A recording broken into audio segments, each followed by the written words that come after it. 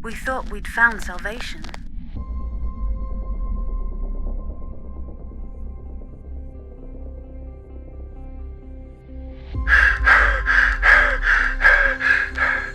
But we've awakened more than we realized. It's gonna kill us all! It's not water, it's life.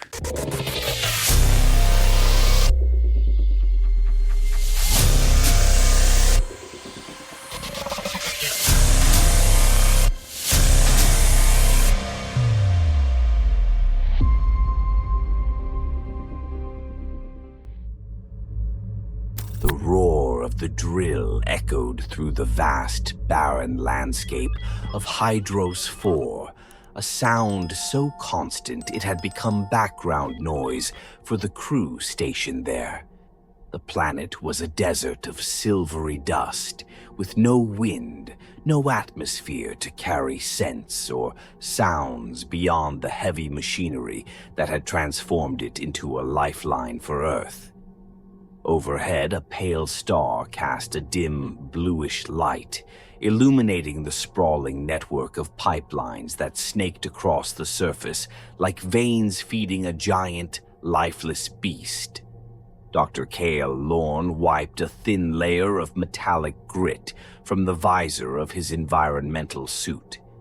He stood atop a ridge overlooking the main extraction facility, watching the latest water shipment being pumped into the cargo holds of an automated freighter.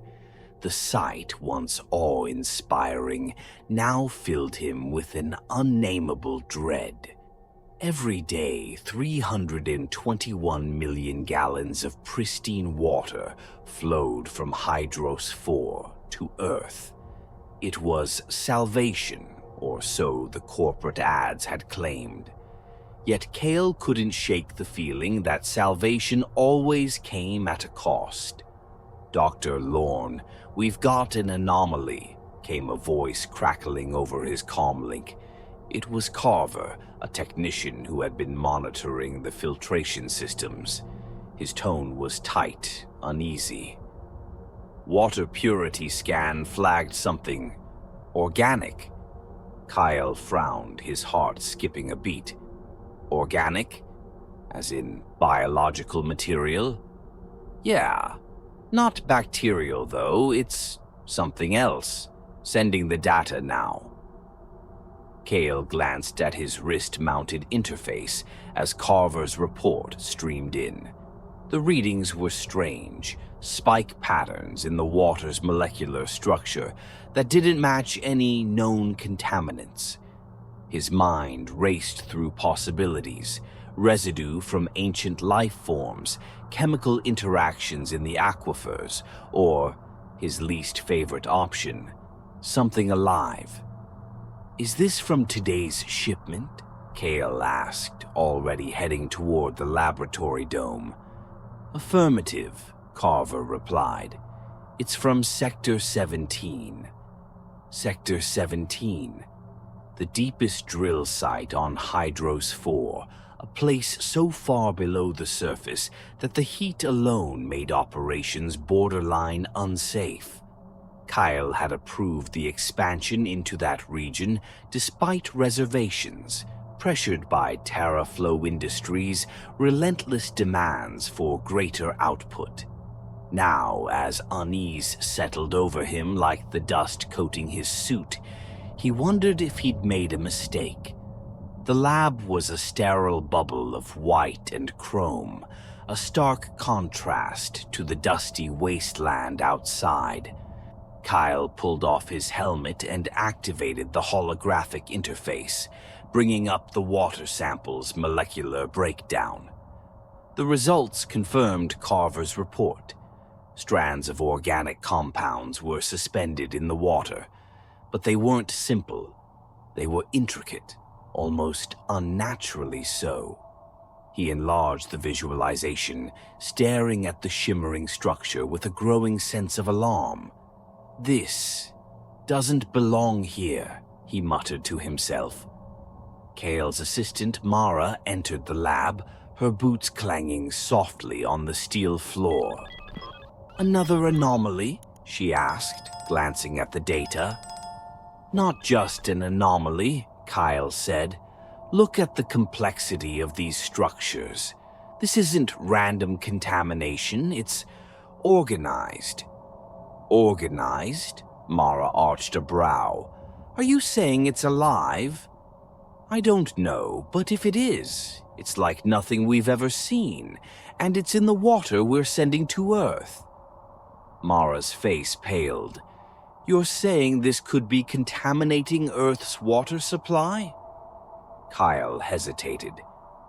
I'm saying we need to figure out what this is before we send another shipment. Before Mara could respond, a loud alarm blared through the facility. The comlink crackled again, this time with the panicked voice of a maintenance worker. This is Doyle at Drill Station 4. We've got a breach. Something's moving down here. Kael froze. Moving? What do you mean? What's moving? I don't know. The walls. Shit, it's in the walls. I need...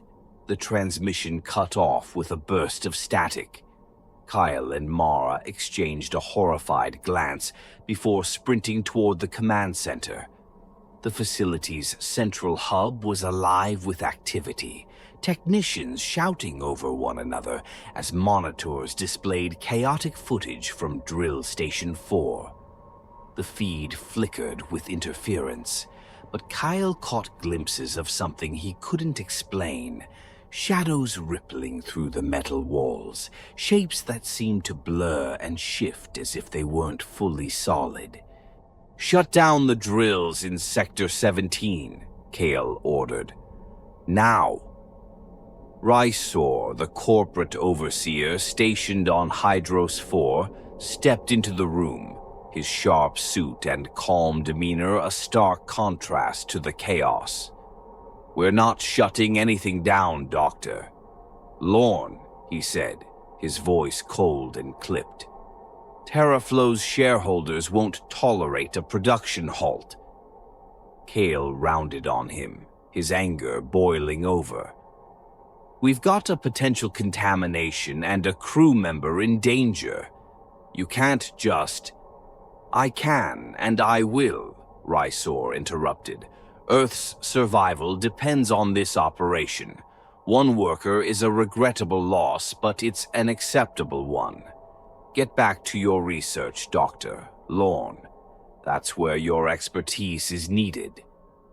Kael stared at him, stunned, as Rysor turned and walked away.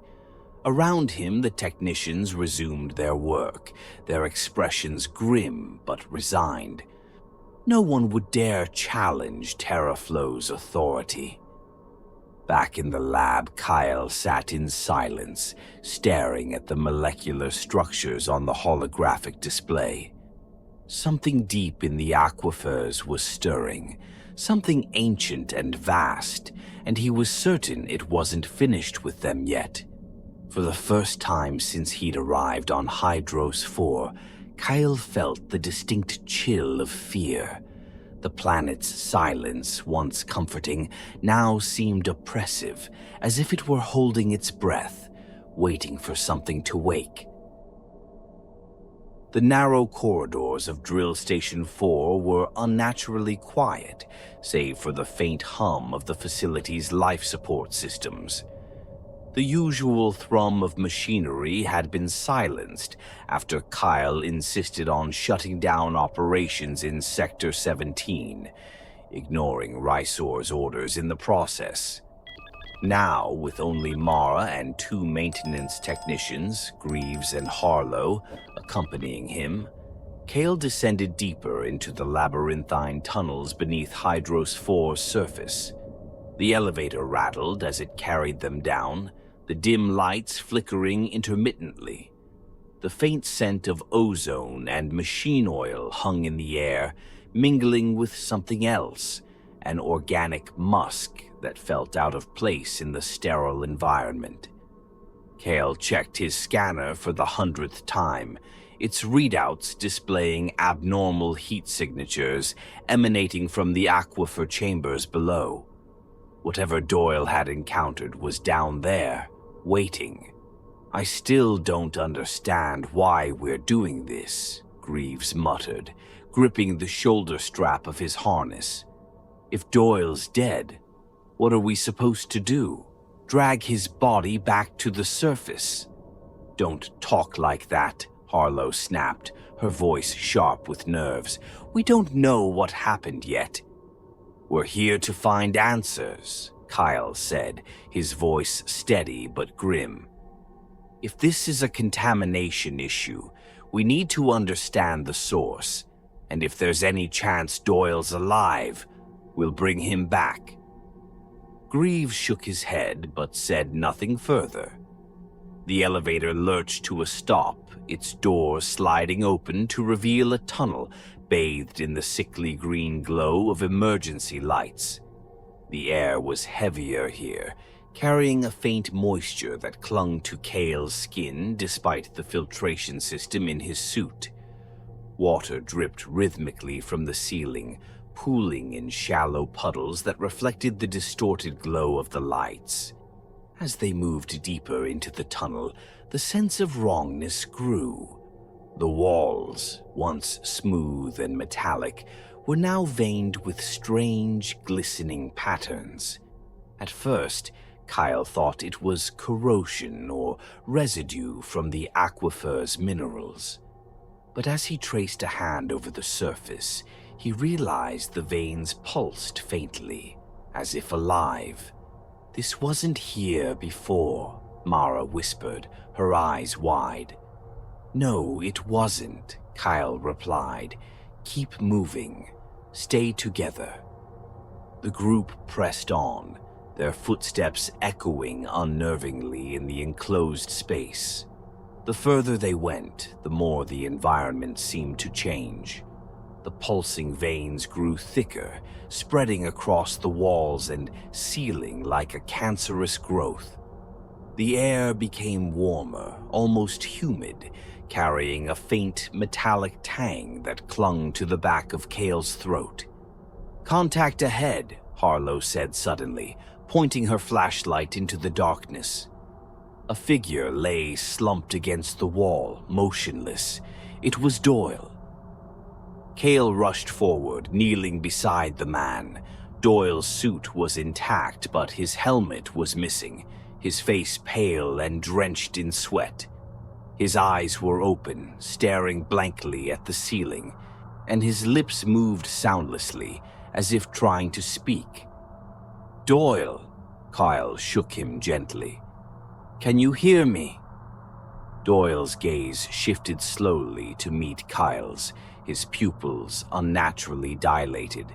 His mouth moved again, this time forming a single, hoarse word. "Run." Before Kael could react, Doyle's body convulsed violently, his back arching as a wet, ripping sound filled the tunnel. Kael stumbled back as something burst from Doyle's chest, a writhing, sinewy mass that coiled and twisted in the dim light. It was covered in a translucent gelatinous membrane, its surface studded with bioluminescent nodules that pulsed like a heartbeat. Greaves screamed, raising his weapon, but Kael grabbed his arm. "No! Don't!" It was too late. The gunfire echoed through the tunnel as Greaves unloaded his rifle into the creature. The bullets tore through its membrane, releasing a spray of viscous fluid that hissed and steamed where it struck the walls. The creature recoiled, its movements jerky and unnatural, before surging toward the group with alarming speed. "Move!"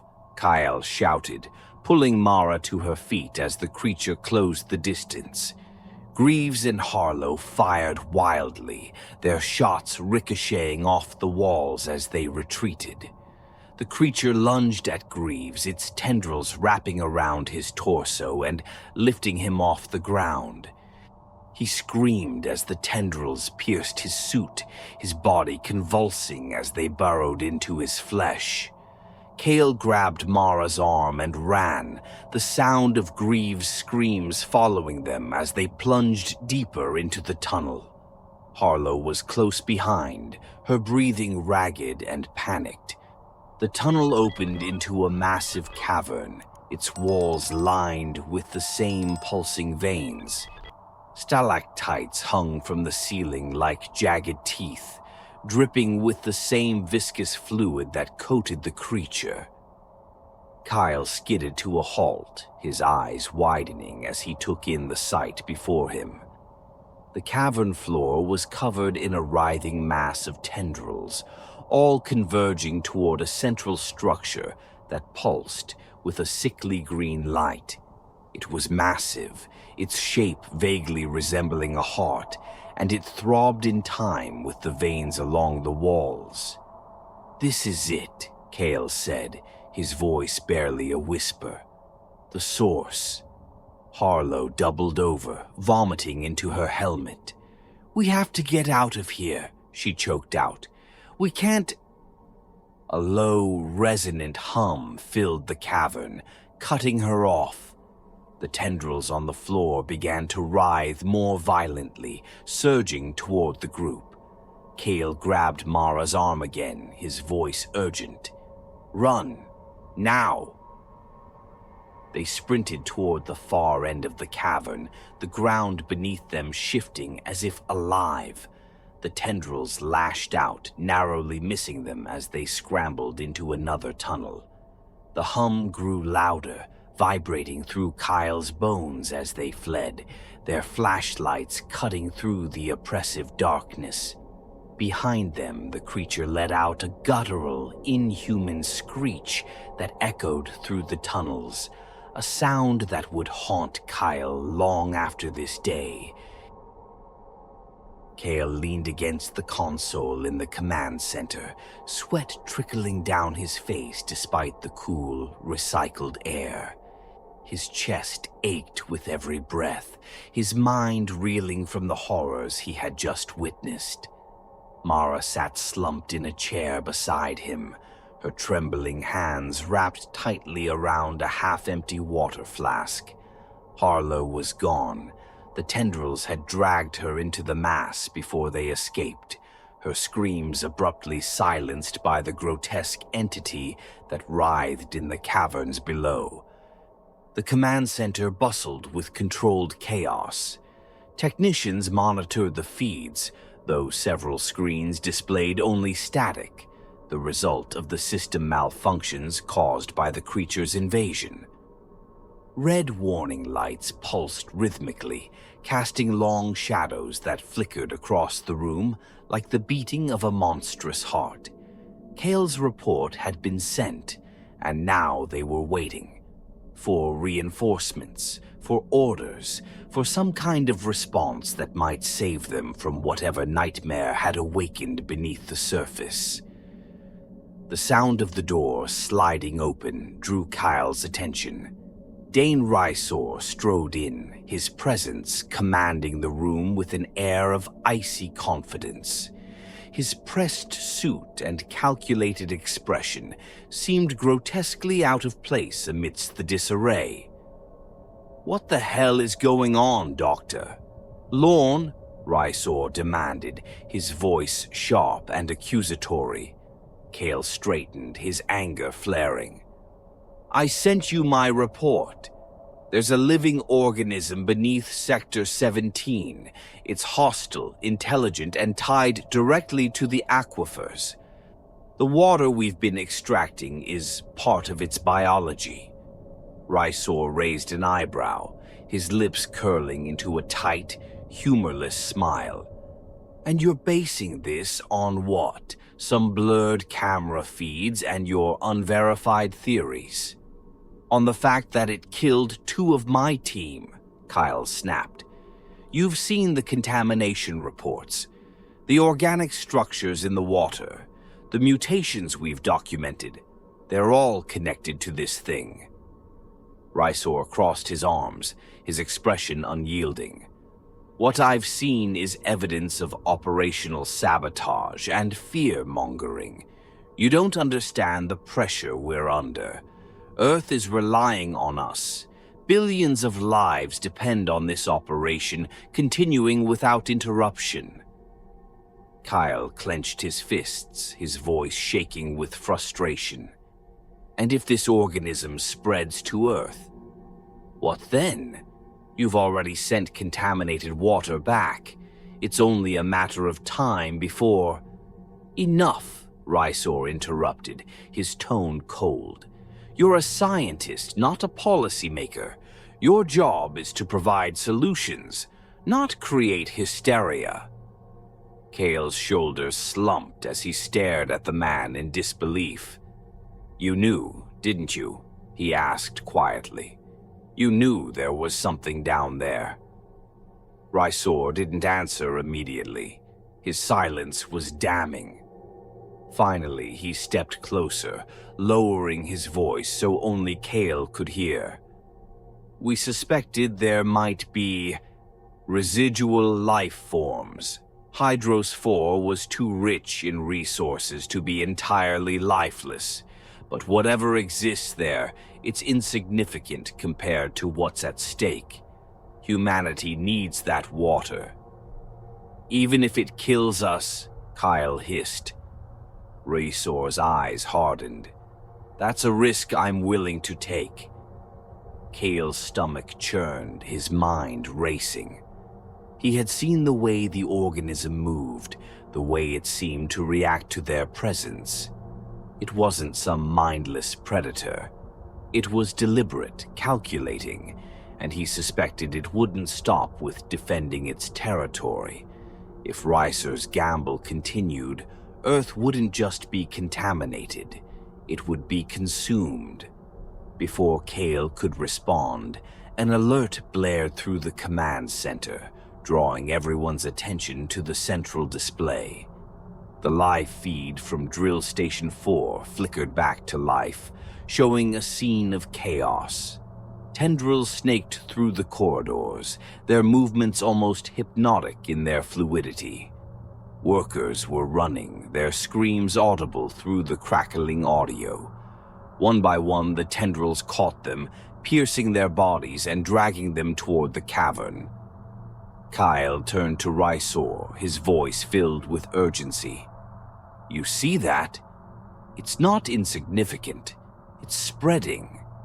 We need to shut down the entire operation before it reaches the surface. Rysor shook his head. You're overreacting. Isolate the affected area and reinforce the barricades. We'll contain it. You can't contain this, Kael shouted, slamming his fist on the console. It's part of the planet itself.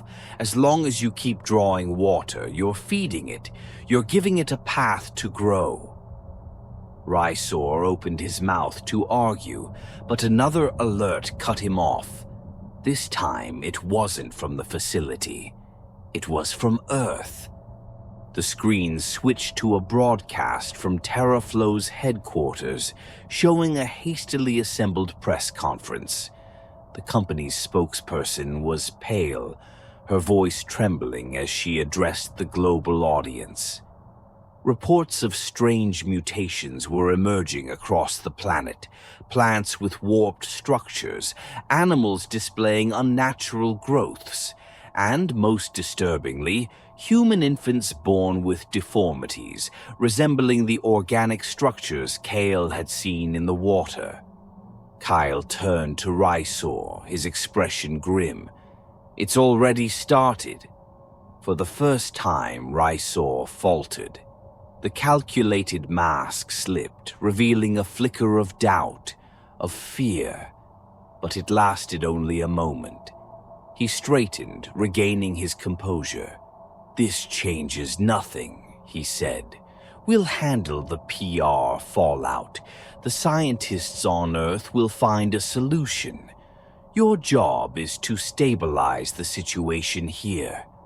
Kael stared at him in disbelief. You're sacrificing an entire planet to save your quarterly profits. Do you even hear yourself? Rysor ignored him, turning to the technicians. Prepare the next shipment. Dr. Lorn is done here. 2 armed guards entered the room, their presence a clear signal. Kael felt Mara's hand on his arm, her grip firm but trembling. We need to go, she whispered. Kael hesitated, his mind racing. He couldn't stop Rysor alone, but he could still do something. As the guards approached, he whispered to Mara, "Meet me at the south elevator. We're going back down." Her eyes widened, but she nodded. Together, they left the command center, their departure masked by the growing commotion as new reports poured in from Earth. Kael's heart pounded as they moved through the corridors. He had no illusions about what lay ahead. But if the organism was alive, if it could think, then maybe, just maybe, it could be reasoned with. And if not, he would do whatever it took to stop it before it was too late. The tunnels were alive. Kael ran, his breath ragged, boots slamming against the uneven ground as the air around him seemed to pulse and vibrate with a malignant rhythm. The organism was no longer hiding. Tendrils rippled along the walls, their bioluminescent patterns pulsating like veins carrying blood. The cavern ahead glowed with a sickly green light, the source of the monstrous heartbeat that reverberated through the rock. Mara struggled to keep pace behind him, her face pale, her movements slowing. She stumbled and Kael turned, grabbing her arm to steady her. "We're almost there," he said, though his voice betrayed the lie. He wasn't sure how much farther they had to go, or how much time they had left. The explosives weighed heavily in his pack, a grim reminder of their purpose. The plan was simple, suicidal even: detonate the charges at the heart of the organism, severing the primary drill and collapsing the central aquifer. It would flood the tunnels, cutting off Terraflow's operations and stopping the shipments to Earth. But it would also destroy everything here, including him and Mara. "Kael," Mara said, her voice trembling, "do you really think this will work?" He didn't answer immediately. They both knew the truth. This wasn't a calculated mission. It was a desperate gamble. Kyle's gaze softened as he looked at her, at the fear and determination etched into her face. "It has to," he said. "If it doesn't, Earth is finished." She nodded, swallowing hard. "Then let's finish it." The cavern opened before them, vast and cathedral-like, its scale dwarfing anything Kael had imagined. The core of the organism loomed in the center, a massive, pulsating structure that resembled a heart encased in layers of translucent, living tissue. Tendrils extended from it in all directions, embedded in the walls and stretching deep into the planet's crust.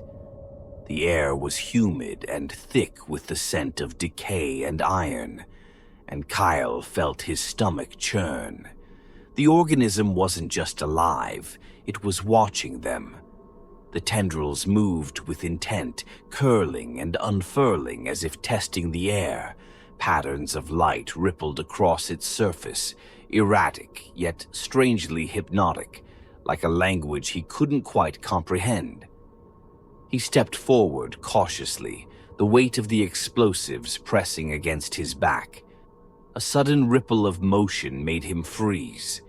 A tendril shot out from the core, stopping mere feet away. It hovered, its bioluminescent surface glowing softly. Kael stared at it, his heart pounding. He couldn't tell if it was a threat or something else. Its Reacting to you, Mara whispered, like it knows you. Kyle's mind raced. It wasn't just reacting, it was communicating. The organism's behavior wasn't random. It had been deliberate from the start. The contamination, the attacks, even the mutations on Earth, these weren't acts of aggression. They were acts of survival, a response to the exploitation of its body. Maybe it doesn't want to destroy us, Kael said, his voice barely audible. Maybe it just wants to be left alone. Mara looked at him like he'd lost his mind. Kael, it's killing people. It's spreading to Earth. It doesn't care about us. Maybe we forced it to. Kael took another step forward, his movements slow and deliberate. The tendril remained still, its light shifting in a rhythmic pulse. He felt a strange sensation in his chest, a vibration that resonated deep within him. It wasn't just the organism's heartbeat, it was his own, synchronized with its rhythm. He didn't understand how, but he felt it, a connection, fragile yet undeniable. Kael placed a hand on the tendril. It was warm, almost soft, and pulsed beneath his fingers like living flesh. Images flooded his mind, chaotic and disjointed, visions of the planet as it once was, a vibrant ecosystem teeming with life. Then came the drills, the pipelines, the devastation wrought by humanity's greed. The organism wasn't just defending itself, it was grieving, fighting to heal a wound that stretched across its entire body. I can't destroy it, Kael said, pulling his hand away. I won't. Mara's eyes widened. What are you talking about? You saw what it did to Greaves, to Harlow. It's spreading to Earth, Kael. If we don't stop it, billions will die. I know, he said, his voice breaking. But if we destroy it, we're no better than the corporations that caused this. There has to be another way. Mara stared at him, her face a mixture of disbelief and fury. There is no other way, she shouted. You think you can reason with it? It doesn't care about reason, Kael. It's not human. Neither is Earth anymore, he said quietly. Not after what we've done to it. Before she could respond, a tremor shook the cavern, sending rocks cascading from the ceiling. The organism's heartbeat quickened, its tendrils writhing in agitation. Kael turned to Mara, his expression resolute. Go back to the surface. Get to the shuttle. What? She said, her voice rising. Number, I'm not leaving you. You have to. If this goes wrong, he trailed off, unable to finish the thought. You need to warn them. Tell Earth what's coming. Tears filled her eyes as she shook her head. Kael, don't do this. He stepped forward, placing a hand on her shoulder. Please, Mara. Go. Her shoulders sagged, and she nodded reluctantly. Without another word, she turned and ran, her footsteps echoing through the tunnel.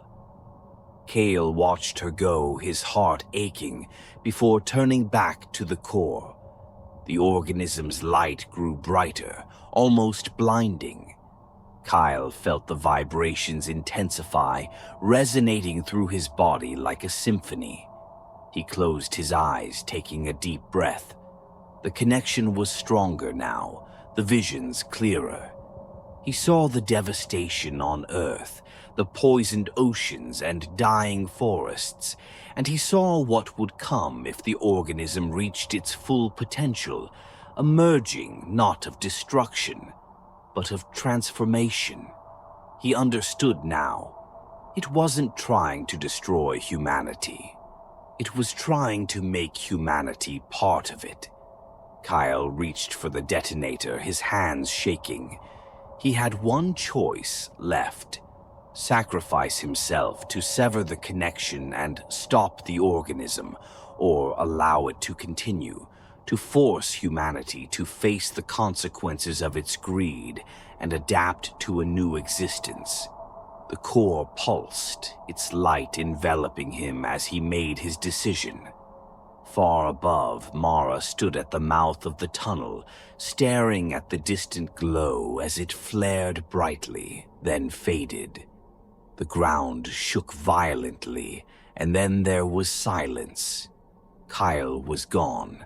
On Earth, the first tendrils began to emerge from the oceans, glowing softly as they reached toward the sky.